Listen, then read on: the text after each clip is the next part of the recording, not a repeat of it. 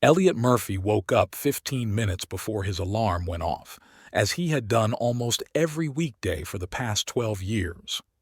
He quietly got out of bed, trying not to wake Natalie, who usually slept until 7. Outside the bedroom window, he could see the roofs of the neighboring houses in Oakwood, a typical middle-class American town where everyone knows everyone else, at least by sight, and many by name. After showering and shaving, Elliot went down to the kitchen and put coffee on in the old coffee maker that had served them since the first day of their marriage. He smiled, remembering how Natalie had packed it before they moved into the house 8 years ago, insisting that even though it was worn, it made the best coffee. The kitchen was the heart of their home, not too big, with yellow curtains that Natalie had chosen, and a collection of magnets from places they had visited together. There was one from the Grand Canyon, one from Niagara Falls, one from Chicago, and ones from small towns they had passed through on their honeymoon. With a cup of coffee, Elliot stepped out onto the back porch. It was a crisp April morning, the air smelling of spring and freshly cut grass from the neighbor's yard. Mr. Patterson, the neighbor on the left, always mowed his lawn on Tuesdays. Elliot waved to him and the elderly man waved back. On the porch lay a recently purchased book on antique furniture restoration, Elliot's hobby, for which he had a serious lack of time. He ran his hand over the cover, thinking he should find time to finish the chest of drawers he had started restoring back in January, which was gathering dust in the garage.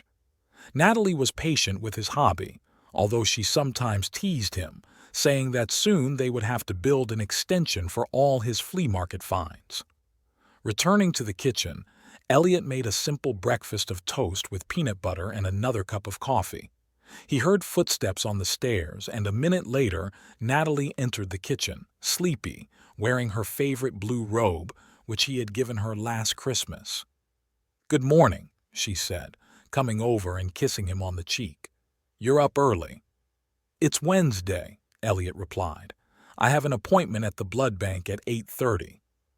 "Oh, I completely forgot," she said, pouring herself some coffee and sitting down across from him. "You're our blood donation superhero." Elliot smiled. "It's been 3 months. Time to replenish the supplies for those in need. Nothing heroic." "I'm proud of you anyway," Natalie said, spreading jam on her toast. "How was work today?" "We're supposed to get the materials for that project on Via Street. We'll start laying the foundation at the end of the week, weather permitting." Elliot worked as a foreman at Oakwood Construction. Nothing fancy. Renovations, additions, sometimes building a new home for a growing family or a retired couple looking to move to a quieter place.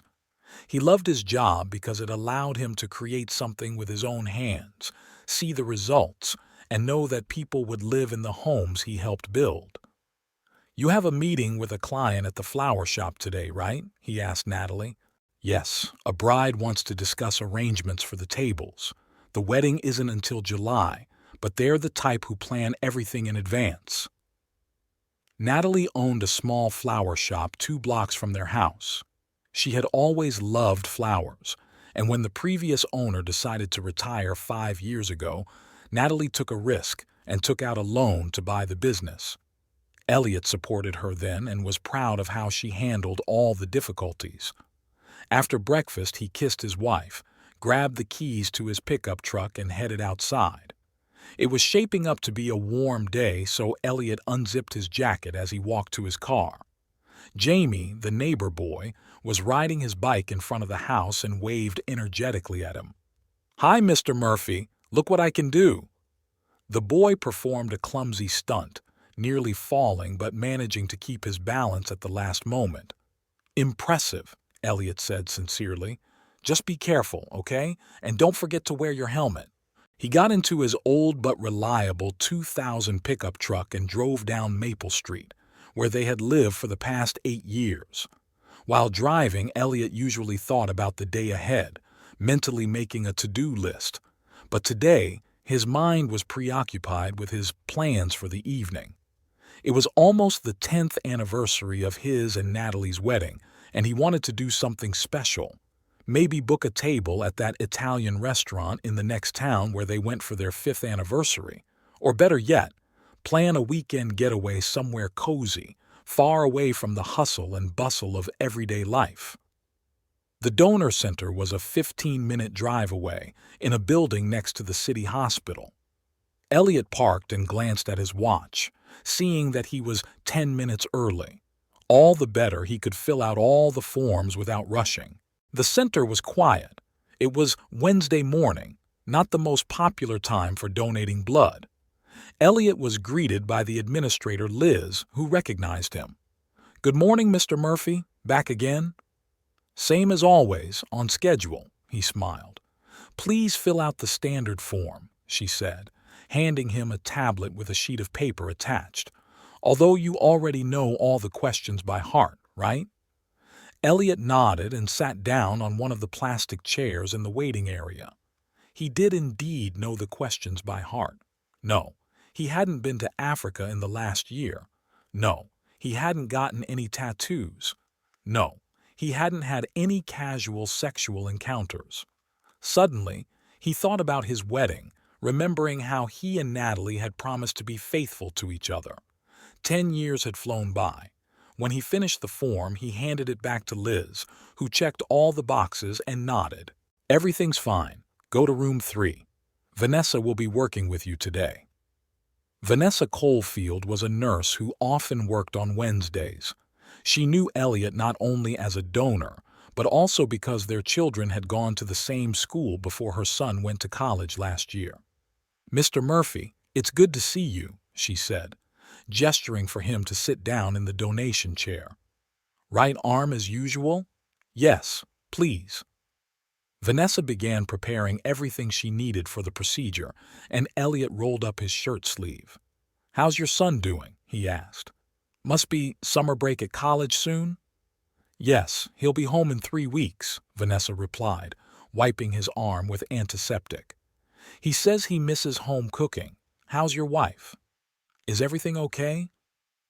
"Thanks. Natalie's doing great. The store's busy, especially now that wedding season is starting."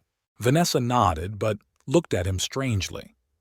"Has she, been in recently?" the nurse asked, preparing the needle. "Here?"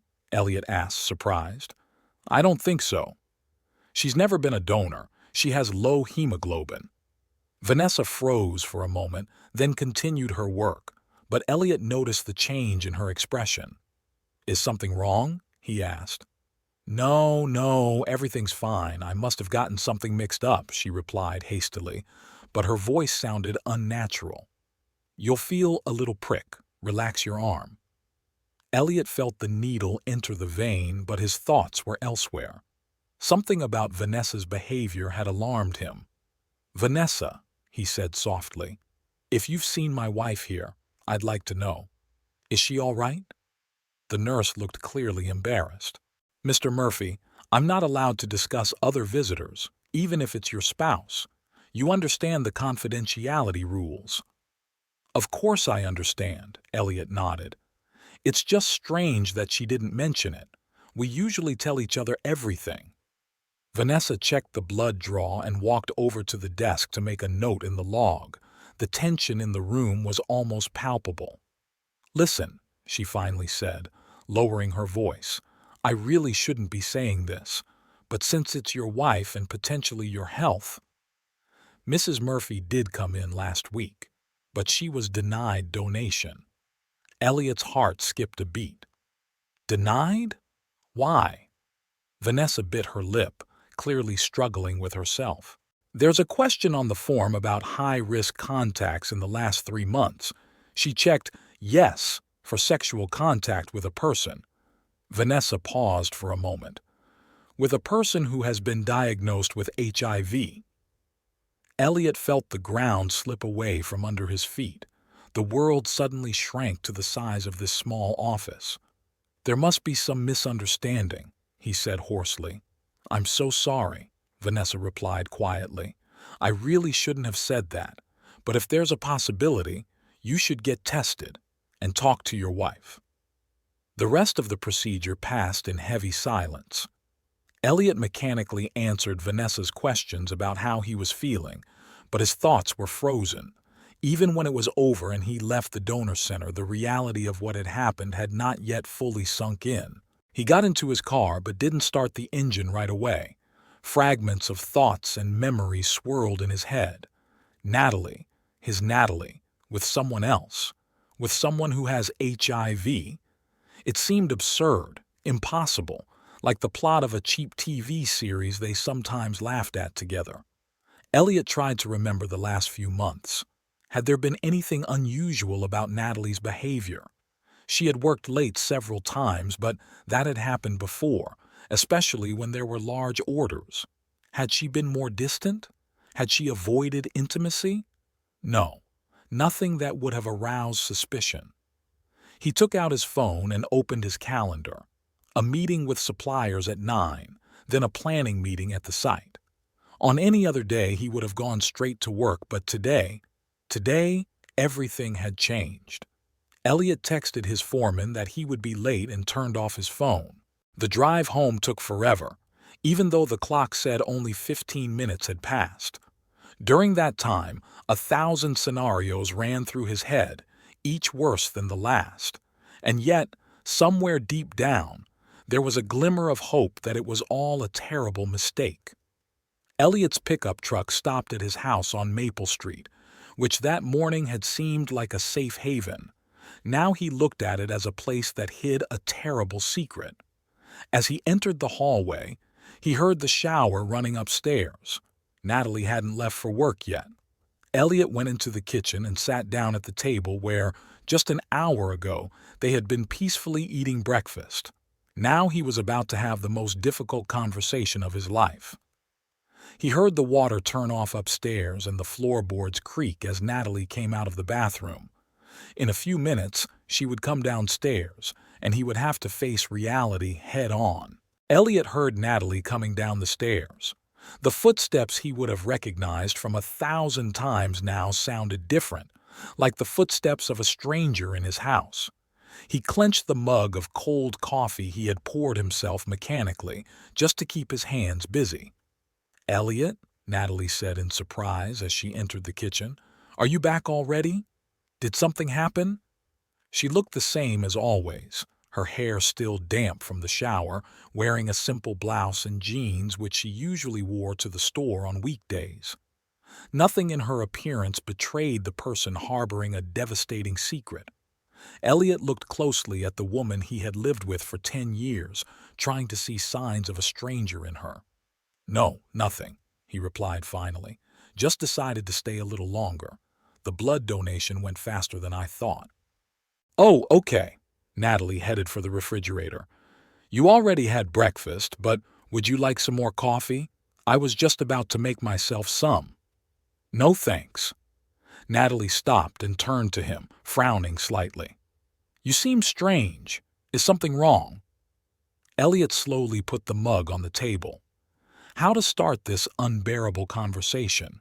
He had rehearsed dozens of options in his head on the way home, but now they all seemed inappropriate.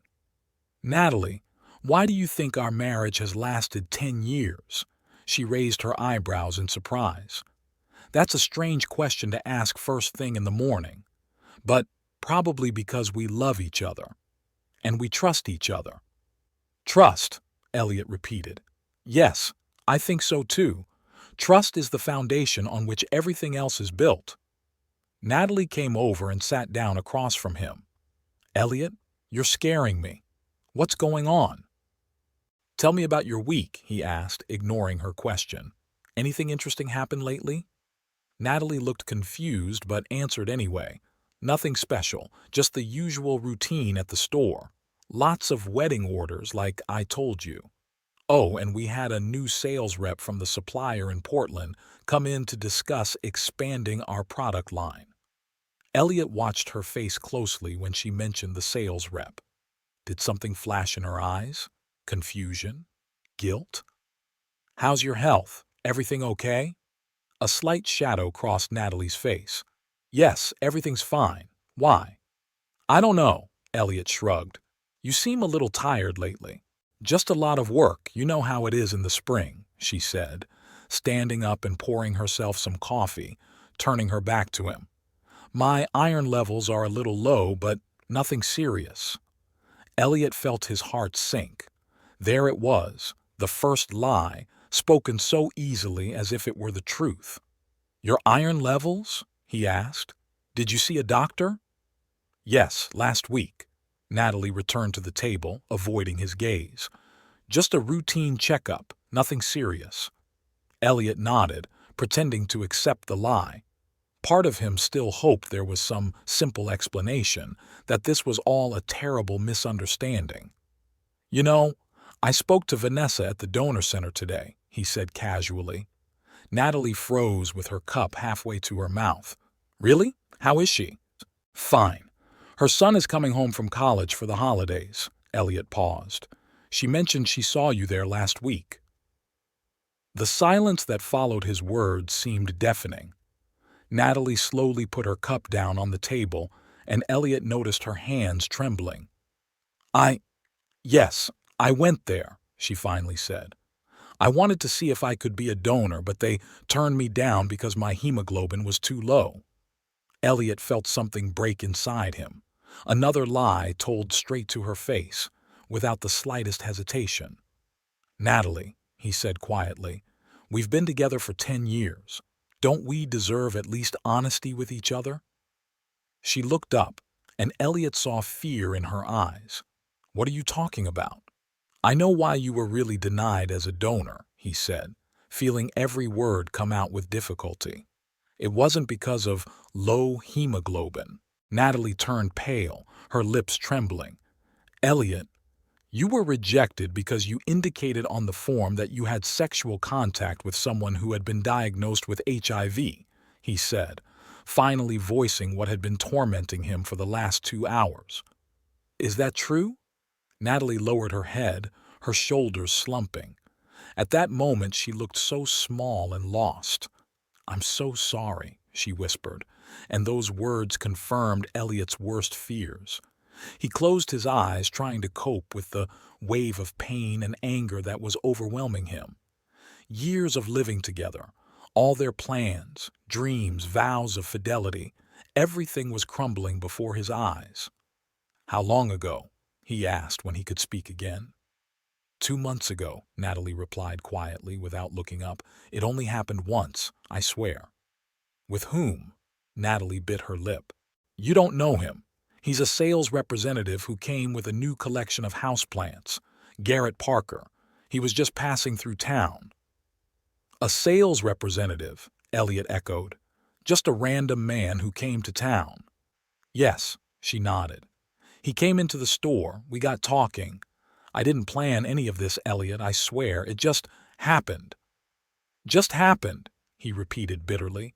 10 years of marriage and you just ended up in bed with a stranger? And he just happened to be HIV positive? I didn't know that then, Natalie exclaimed, raising her tear-stained face. He called me 2 weeks ago. He said he had just found out about his diagnosis and that I needed to get tested. Elliot stood up and walked over to the window. Outside, the quiet neighborhood with its neat houses where neighbors waved to each other in the morning was still the same. The world outside the window remained unchanged, but his own world was falling apart. Did you get tested? He asked without turning around. Yes, right after he called. It came back negative, but the doctor said to get tested again in a month to be sure. Elliot turned sharply toward her. What about me, Natalie? Did you think about me? About the fact that you could have infected your own husband? We used protection after that, she stammered. Before you found out? His voice rang with suppressed anger. We were close, Natalie, and you didn't tell me anything. You put my health at risk and didn't even think to warn me.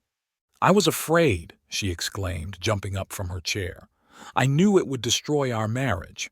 I hoped it would be okay, that the test would be negative and you wouldn't have to know anything. You didn't have to know that my wife slept with another man.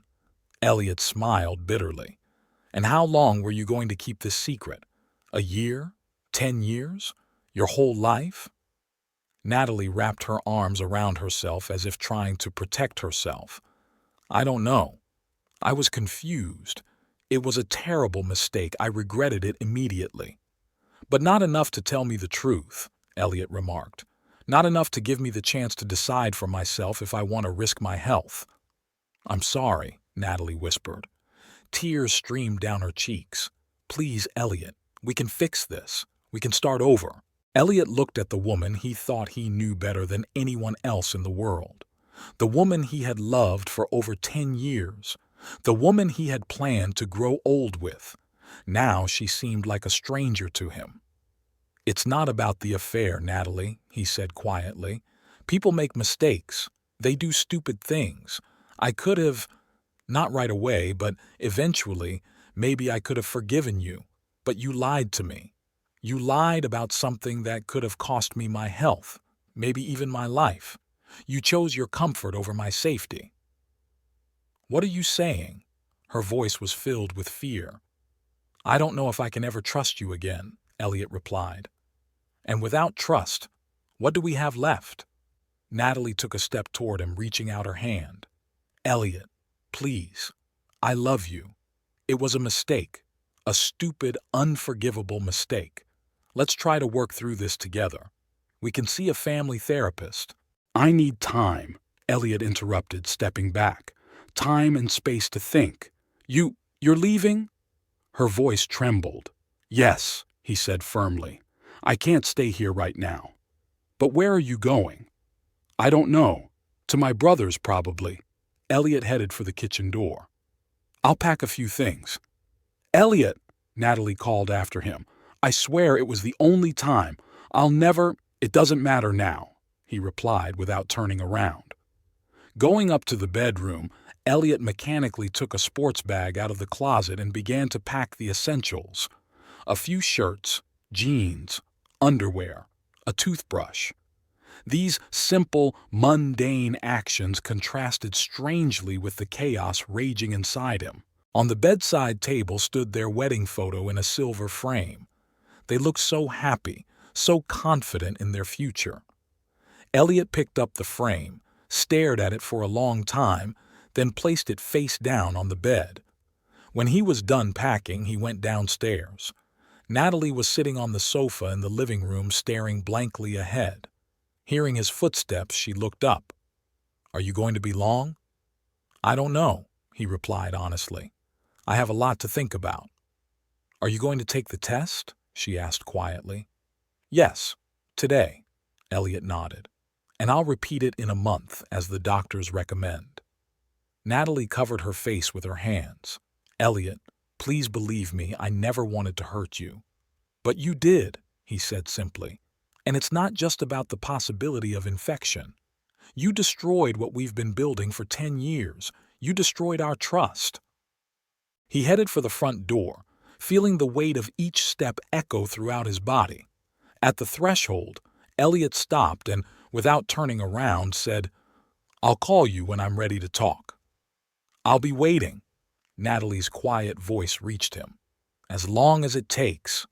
Elliot stepped outside and took a deep breath of the fresh spring air. His neighbor Jamie was still riding his bike and waved at him. Elliot waved back mechanically. He loaded his bag into the pickup truck, got behind the wheel, but didn't rush to start the engine. His thoughts were jumbled, his emotions overwhelming. He wanted to scream, cry, pound his fists on the steering wheel. Instead, he took out his phone and dialed his brother's number. Michael? It's me, he said when the other end answered. Listen, I'm sorry to bother you, but can I stay with you for a while? After hearing the answer, Elliot nodded. Thank you. I'll explain everything when I get there. Yes, it's serious. After ending the call, he looked once more at the house he had considered his fortress, his safe place. Now it was just a house with cracks in the foundation, ready to collapse at any moment. Elliot started the engine and slowly pulled away. He had a lot to go through, an HIV test, a conversation with his brother, agonizing thoughts about betrayal and what to do next. But right now, all he wanted was to get as far away as possible from Maple Street, From the house with the yellow curtains and from the woman who, with a single act, had turned 10 years of his life into ruins. As he drove out of the neighborhood, Elliot felt not only pain but also anger growing inside him. Anger at Natalie, at her lies, at the carelessness with which she had risked their lives. But there was another person he couldn't stop thinking about. Garrett Parker, the man who had come into their lives like a tornado and left only destruction in his wake. Elliot didn't know what he was going to do next. But one thing he knew for sure. Sooner or later, he would have to face the man who had destroyed his family. Elliot arrived at his brother Michael's house in the afternoon. The sun was shining brightly, but inside he felt only a cold emptiness. He had spent the morning at the clinic, undergoing tests and repeating his story over and over to the medical staff. Yes, contact with a person infected with HIV. Yes, through his wife. No, he hadn't known about it until today. With each repetition, the story seemed more and more unreal. Michael met him on the porch, his older brother, more massive and awkward with gray hair at his temples.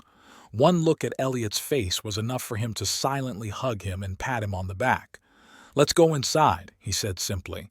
Michael had been living alone since his divorce 3 years ago. His house was smaller than Elliot's and Natalie's, but that didn't matter now. The main thing was the quiet and the chance to be away from a place where every object reminded him of his broken life.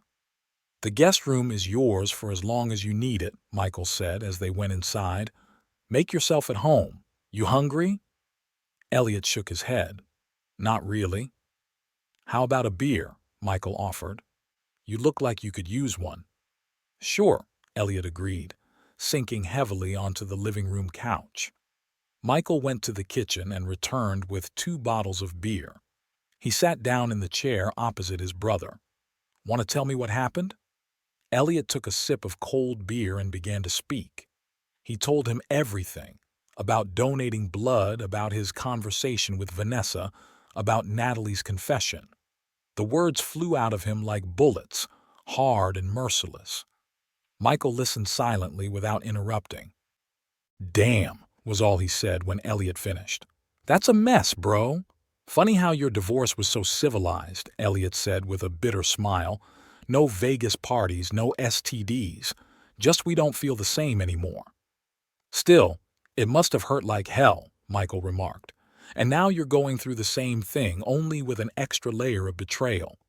10 years, Elliot shook his head. 10 years down the drain because of some sales rep. What are you going to do now? Elliot shrugged. "Divorce, I guess. I don't see how I can go back to her after all this. And then there's—" He fell silent, clenching the bottle so tightly that his knuckles turned white. "Then there's what?"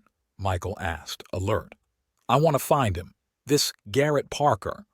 Michael frowned. "And what will you do when you find him?" "I don't know," Elliot admitted honestly. "Maybe I'll just look him in the eye. Maybe I'll punch him in the face. Maybe I'll thank him for opening my eyes to the real Natalie." "That's a bad idea, brother." Michael shook his head. "A very bad idea." "I only have bad ideas right now," Elliot replied. "I ran out of good ones this morning." Michael sighed. "Stay here as long as you need to. Get some sleep. Think about it. Give yourself some time." But time didn't heal. It only fueled his anger. That night, Elliot hardly slept, tossing and turning in a strange bed in the guest room.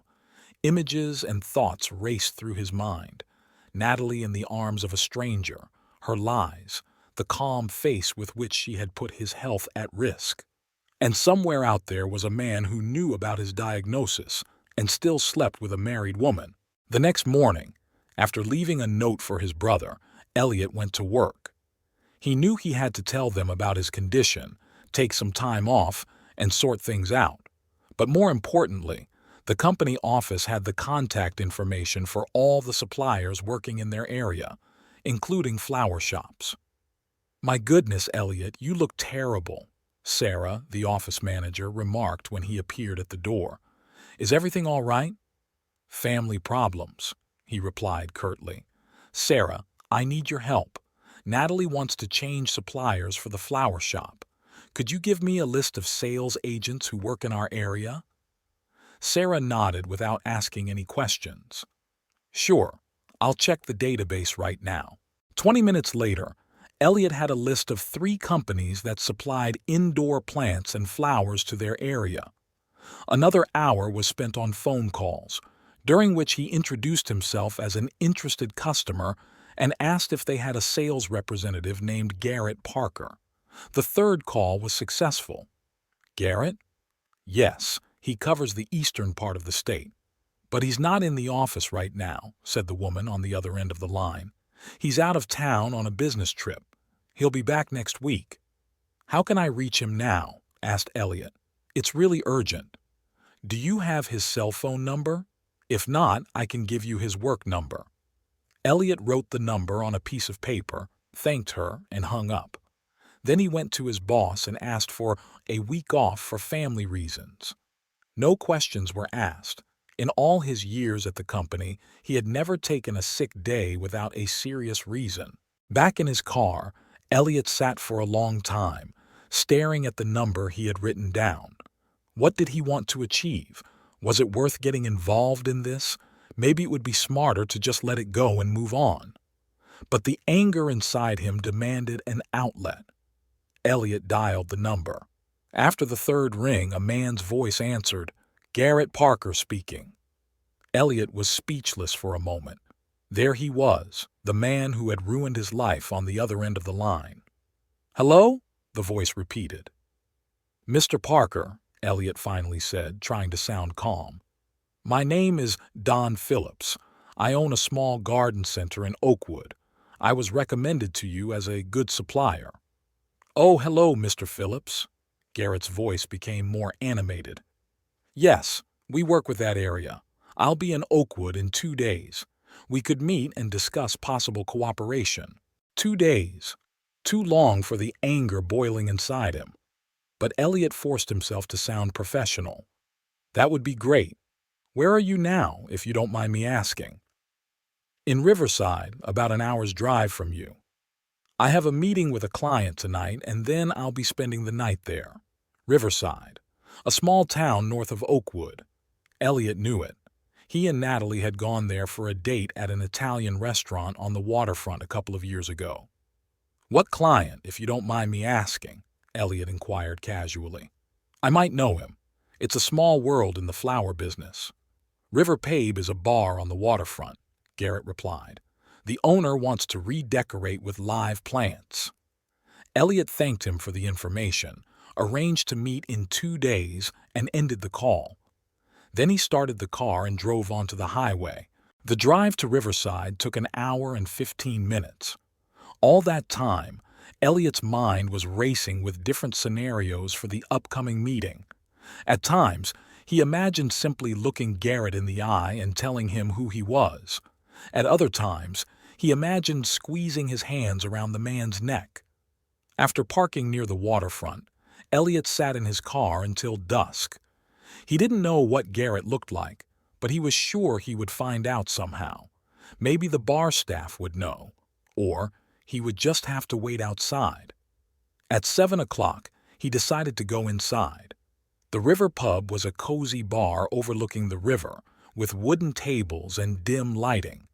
On a weekday, there were few customers, a few couples, a group of office workers at the bar, and a man sitting at a table in the corner with a laptop. Elliot ordered a beer and sat down at the bar, looking around the room. A waitress, a girl in her 20s with pigtails and freckles, brought him his drink. Elliot decided to take a chance. "Excuse me, I'm looking for my friend Garrett Parker. He said he'd be here tonight." The girl smiled. "Oh, the sales rep?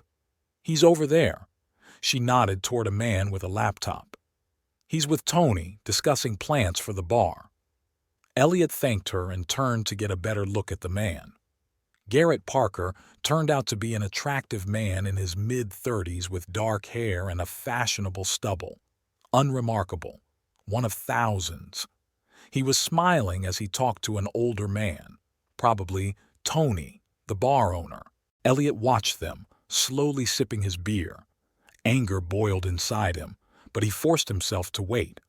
40 minutes later, Tony and Garrett shook hands, and the bar owner left through the back door. Garrett remained alone, gathering his papers and closing his laptop. Elliot finished his beer and paid the bill. Then he left the bar and waited in the parking lot. Garrett appeared 15 minutes later. He came out of the bar, typing something on his phone as he walked. The parking lot was poorly lit and most of the cars had already left. Elliot followed him. "Garrett Parker?" he called out. The man turned with a polite smile. "Yes? Do we know each other?" Elliot stepped closer. "No, we don't, but we have a mutual acquaintance, Natalie Murphy." The smile slowly faded from Garrett's face. A flash of recognition crossed his eyes. "You're her husband," Elliot finished for him, or rather, soon-to-be ex-husband. Garrett straightened up, his gaze wary. "Listen, I understand how you feel." "No, you don't," Elliot interrupted. "You have no idea how I feel. You slept with my wife and then it turned out you have HIV. Are you even a little ashamed?" Garrett made a conciliatory gesture with his hand. "I didn't know I had HIV when it happened, and I called her as soon as I found out. I acted responsibly." "Responsibly?" Elliot laughed bitterly. "You slept with a married woman. What the hell kind of responsibility is that?"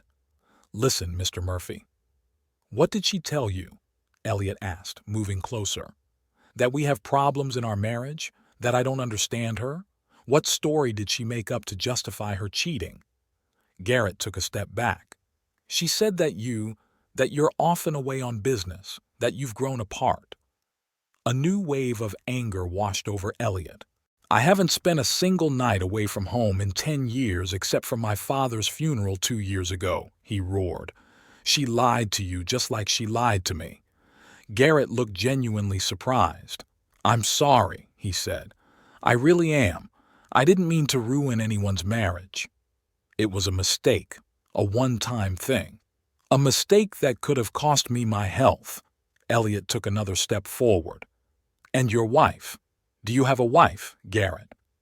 The confusion on the man's face was more eloquent than words. "Yes, I do," he said quietly. "Linda." "And did you tell her about how you cheated on her with my wife? About how you put her at risk of infection?" "Yes." Garrett lowered his head. We're on the verge of divorce. 2 families." Elliot shook his head. "You destroyed 2 families because of one night." "I'm really sorry." The first punch hit Garrett in the jaw, knocking him back against the nearest car. The second hit him in the stomach, causing him to double over. Elliot didn't remember landing the third and fourth punches. Anger clouded his mind, and he struck again and again, unleashing all the pain, all the humiliation, all the despair of the last few days. Somewhere on the edge of consciousness, he knew it was wrong, that violence wouldn't solve the problem, wouldn't heal his marriage, wouldn't restore trust. But he couldn't stop. Each blow was like exhaling after holding his breath for a long time. Garrett didn't even try to defend himself. He just covered his head with his hands, curling up into a ball on the asphalt. "Please," he croaked. "Enough." The words seemed to break through the veil of rage. Elliot froze with his fist raised. What was he doing? This wasn't him. He had never been prone to violence. Even at school, when the other boys were fighting, he had always been the peacemaker. His hand slowly dropped. His breathing was heavy. His heart was pounding. He stepped away from Garrett, who was curled up on the ground. "I could have killed you," Elliot said quietly, "and part of me still wants to." Garrett looked up, frightened. Blood trickled from his cut lip. "But I'm not like you," Elliot continued. "I don't destroy other people's lives. I don't break my promises." He turned and walked toward his car. Each step was difficult, as if his legs were filled with lead. The pain in his knuckles began to break through the adrenaline. "Mr. Murphy," Garrett called weakly. Elliot stopped but didn't turn around. "You're right about me," Garrett said. I'm selfish. I only thought about myself. But Natalie, she really loves you." She cried afterwards and said she'd made a terrible mistake. "Her tears won't fix anything now," Elliot replied, and continued walking toward his car. He sat behind the wheel for several minutes without starting the engine. His hands were shaking. He looked at his reflection in the rearview mirror. A tired stranger stared back at him. What had he done? He had beaten a man in a parking lot. He could have gone to jail if someone had seen him or if Garrett had reported him to the police. And for what? Did he feel better? Yes. For a brief moment when his fist met Garrett's face, there was a sense of justice. But now there was only emptiness and shame. Elliot started the car and slowly drove out of the parking lot. Garrett was still sitting on the asphalt, pressing his hand to his broken face. Their eyes met for a moment, and Elliot saw not anger in the man's eyes, but deep sadness and regret. On the way home, Elliot thought about what had happened, about how easily he had crossed the line between a civilized man and a violent avenger, about how even righteous anger does not justify violence. But most of all, he thought about how beating Garrett would not bring Natalie back. It would not undo the betrayal. It didn't fill the void inside him. It was a point of no return. The moment when Elliot realized he could never go back to his old life. And it wasn't even about Natalie's betrayal or the threat of HIV. It was about him, about discovering his capacity for violence, a dark side he never knew he had. He returned to his brother's house well after midnight.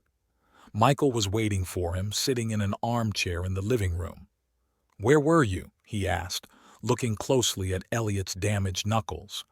"Making a mistake," Elliot replied simply, and went to the bathroom to wash the blood off his hands, his own and someone else's. The week after the confrontation with Garrett passed in a fog for Elliot. He lived on autopilot. He got up, went to work, returned to his brother's house, and slept. Michael didn't ask any questions about his broken knuckles, just silently placed a first aid kit in front of him the morning after the incident. Elliot was grateful to his brother for his understanding. His phone was ringing off the hook with calls and messages from Natalie. At first, Elliot simply ignored them, but after the 10th missed call, he finally listened to his voicemail. "Elliot, please answer. I know you're angry, and you have every right to be. But we need to talk. I love you. It was a terrible mistake. We can get through this together. Please call me back." Her voice sounded sincere, with notes of desperation that would have made him rush to her aid before. But now, Elliot felt only exhaustion. He deleted the message and turned off his phone. 2 weeks after he left home, the results of his first HIV test came back. Negative. Elliot felt a momentary sense of relief, but there was no joy. He knew he would have to take another test in a month to be completely sure. That same evening, Elliot decided to finally answer one of Natalie's calls. "Elliot," she exclaimed when she heard his voice. "Thank God, I was so worried. How are you?" "Fine," he replied curtly. "The first test was negative." "Oh, that's wonderful," she said, her voice sounding relieved. "Mine too. The doctor said to repeat it in a month, but the chances are good." There was an awkward pause. Elliot could hear Natalie breathing nervously on the other end of the line. "Elliot, when are you coming home?" she finally asked. "We need to talk in person, not on the phone." "I'm not coming back, Natalie," he said quietly. "At least not as your husband. I'll come by to pick up the rest of my things next week when you're not home." "What? No, wait." Her voice was filled with panic. "Elliot, please, let's at least try. We can go to a marriage counselor. People go through things like this and stay married." "It's not about the affair, Natalie," Elliot explained patiently, as if talking to a child.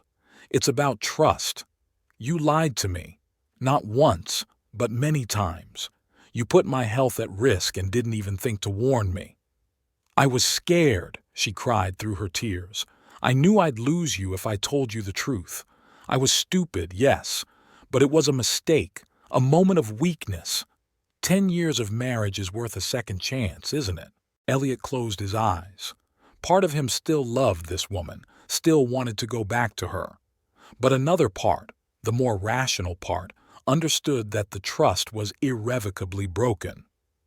"I spoke to a lawyer," he said, instead of answering.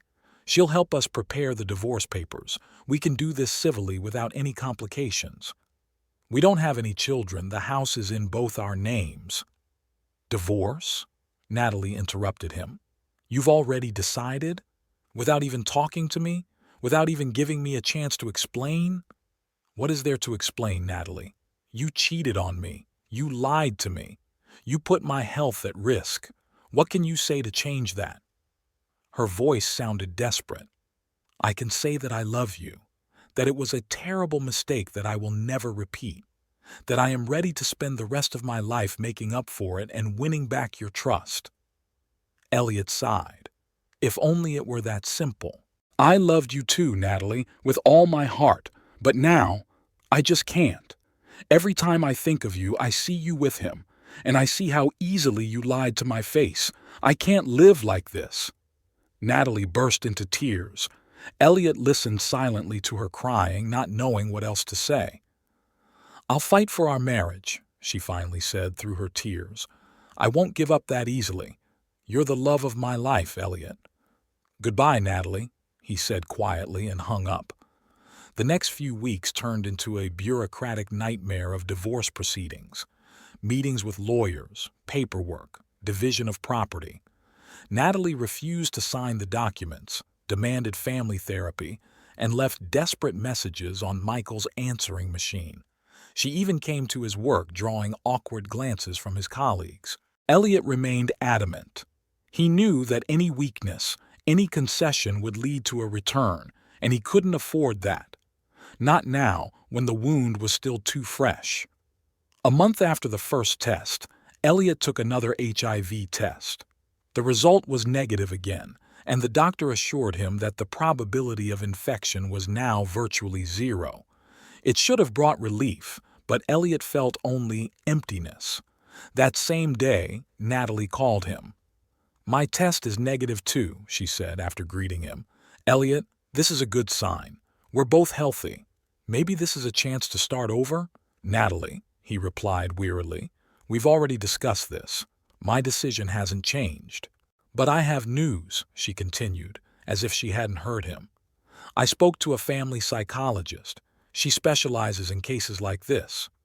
She says that many couples go through crises of trust and come out of them with stronger relationships." Elliot sighed. Natalie's stubbornness was one of the traits he had once loved about her. Now it was just exhausting. "I'm glad you're getting help," he said sincerely. "You need it, but my decision is final." "Elliot, you're not giving us a chance." Her voice sounded desperate. "You're not even trying." "Because I know I can't trust you again," he replied firmly. "And without trust, there's no relationship. There's only appearances." The next day, Elliot received a strange message from an unknown number. "This is Linda Parker, Garrett's wife. We need to talk. Please call me." Elliot stared at the screen of his phone for a long time, not knowing what to do. Why would he want to talk to the wife of the man he had beaten up in the parking lot? What else was there to say about that situation? Curiosity got the better of him. He dialed the number. "Mrs. Parker, this is Elliot Murphy." "Mr. Murphy, thank you for calling." The woman's voice sounded tired and tense. I know what happened between you and my husband." Elliot tensed up. If she knew about the fight, she could have already called the police. "Mrs. Parker, Don't apologize," she interrupted. "Garrett deserved it. That's not why I'm calling. I thought you should know. I tested positive for HIV." Elliot felt a chill run through him. "I'm so sorry," he said sincerely. "Yes, I am too." Her voice sounded lifeless. "I filed for divorce. I can't forgive him, not so much for cheating on me as for putting my life at risk." Elliot recognized the echo of his own thoughts in her words. "I understand," he replied quietly. I filed for divorce too. Really? She paused. You know, it's strange. I still love him, despite everything he did. It's stupid, isn't it? It's not stupid. Elliot shook his head, though she couldn't see it. Feelings don't disappear overnight, even after betrayal. Yes, Linda agreed. But sometimes love isn't the most important thing. Sometimes self-respect is more important. After that conversation, Elliot felt a strange connection to this stranger who was going through the same thing he was. Two victims of other people's mistakes. Two people whose lives had been ruined by a moment of weakness on the part of others. A week later, Garrett called him. Elliot stared at the screen for a long time before answering. Mr. Murphy, Garrett's voice sounded tense. I wanted to apologize for everything that happened. I thought we had already closed this matter, Elliot replied dryly. It's not just that. I found out that you spoke to my wife, to Linda. Yes, she called me. Garrett sighed heavily. I ruined everything. My marriage, your marriage, Linda's health. And all because of one night that I don't even remember. It seemed so pointless.